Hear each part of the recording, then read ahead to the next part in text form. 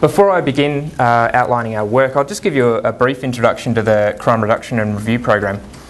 Basically, the objective of our program is to implement and promote research, evaluation and knowledge exchange amongst crime reduction practitioners and policymakers in Australia. So really we're about providing the evidence base around effective policy and programs. In particular, one of our primary areas of focus is actually translating research findings into, an accessible and practical format, and also developing measures for continuously improving policy and practice. I guess a lot of our work is really focused on generating information that will help feed directly into the development and implementation of government policy and programs in both criminal justice and crime prevention, with a specific focus on crime prevention. But we also look at how we can better measure the effectiveness of crime prevention in criminal justice, to increase access to good practice knowledge, and to increase the capacity of the crime prevention field to help enable them to deliver effective interventions. And that's actually a particular area of focus that we're taking at the moment, as I'll go on to describe. I guess we focus on three areas of work, and they're overlapping, but as a simple way of describing it, we have our evaluation and research projects, we have our kind of collaborative projects that we work with one-on-one with agencies and help to improve, I guess, and to better develop and implement, I suppose is a terrible way of saying it, but to work with them to improve practice. And then we also have a kind of a technical assistance and capacity building, which is actually focused more on your practitioner field and actually delivering resources and information and training that can help to assist those practitioners in doing their work. What you'll see as I go on to describe the work that we do is it's actually a very applied focus, which is consistent throughout all of the projects that we work on, because ultimately we're driven by the goal of improving the effectiveness of the programs that we're trying to support. Okay. Before I do that, I want to just provide some background. I'll start by talking about some of our evaluation work, but I actually think it's really important to highlight why evaluation is important. Largely because I know when I was doing criminology, I didn't actually get a lot of exposure to evaluation. A lot of the work was kind of in the pure, the juvenile justice, drugs, kind of some of the topics that we've covered already today, Indigenous research, alcohol use, kind of those kind of common topics. And I didn't really get a lot of sort of introduction or exposure to evaluation work. And I think what I've found since I've actually been working here and previously at OCP is there's actually a real trend in government to requiring policies and programs to be evaluated and evaluated rigorously and properly. Anecdotal evidence isn't really enough, and I say that because there's been a clear trend. It's not a perfect world, and there are certainly, I think, policies and programs that are designed that perhaps aren't as well supported by evidence, and often because the evidence isn't available. But I think there's definitely a trend to that direction. And I think the reason is that first, evaluation is important for accountability. Public funding, public money, it needs to be accounted for appropriately. It's also really important in developing a sound evidence base for policy and practice, and also in terms of understanding what works best and what can be considered good practice. Obviously, I've outlined there, I won't go through them, but there are some I will go through them. There's some fundamental elements of good evaluation. And one of those is that an evaluation needs to reflect on the design and implementation of a program. So to enable really a determination as to whether a program has actually achieved its stated objectives.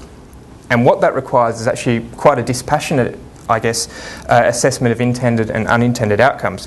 It also involves exploring alternative explanations for those outcomes and helping to try and understand why those outcomes actually took place.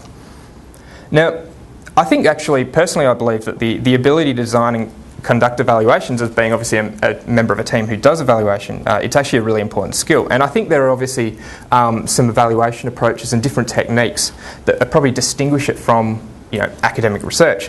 But I think what's important to remember is that evaluation is just a special form of applied research. It uses the logic and the tools of research and really just goes to answer questions about the operation of a program or the performance of a program. So it's actually not that different.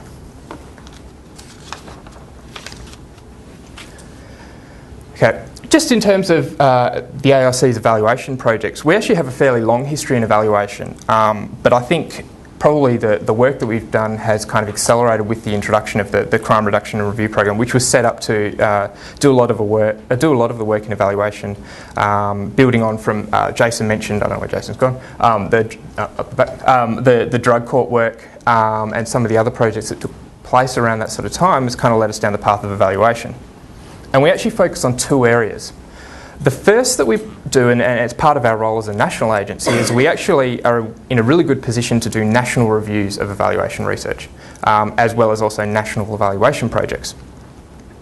One of the examples there, I was actually talking to someone yesterday about the specialty court programs review, which actually looked, it wasn't primarily focused on evaluation, but it did look at the evaluation issue. And a lot of the work that came out of that, or a lot of the findings, that came out of that in terms of gaps in the research around specialty courts, but also the principles of good practice, have really gone on to inform not just program design and implementation, but also further evaluation in that area, as I'll go on to describe. As I've already sort of touched on in terms of evaluation, we not only focus on whether a program has actually been effective, but we also look at, I guess, the processes through which they operate and try and understand why a result occurred. And this is actually really important because we get contracted to do a lot of work for state and territory agencies, and often that involves looking at a particular program or a particular policy and actually answering some key questions about whether it's achieved its objectives. Quite often that requires us to actually look a bit further than just whether it has, but actually understanding why it hasn't, or why it may have, or how it could perhaps be improved so it does go on to actually achieve those objectives. We work in a fairly difficult environment sometimes, where we actually are required to be diplomatic, but also provide some fairly frank and honest assessments of programs. And that's actually quite a challenge, as I'll also go into some of the challenges of evaluation, an example of one particular project. But also, a lot of when we do our evaluation, the organisations that contract us, they want recommendations on how they can actually go about improving their practice. And so being able to work through a project and look at both the operation and effectiveness of that, and actually identifying those key areas where something can be improved, is actually a really important part of our work. I've listed, I guess, a few of our sort of key projects in recent years. I think some of these have already been touched on. Obviously, the specialty courts. The diversion programs is actually a work that I think Jackie's floating around, but she did a review of diversion programs, and for particularly focusing on accessibility for Indigenous people. I think actually Matthew may have touched on it too, but that highlighted one of the issues was around evaluation in that area. Jason was actually involved in the evaluation of the impact of police drug diversion on reoffending, and also on the Queensland drug court. The last two are actually examples I'm going to cover, one in more detail and another one in more briefly. One is the evaluation of the Queensland Maricop. It's actually been a long-term project that we've been working on in partnership with an agency up in Queensland, and which is actually finally, reaching fruition, I guess, and looking at actually finally releasing the results of that. And I guess this is the first opportunity we've had really to discuss and present those results to an external audience. The other is actually a project looking as a local project in focusing on alcohol-related violence.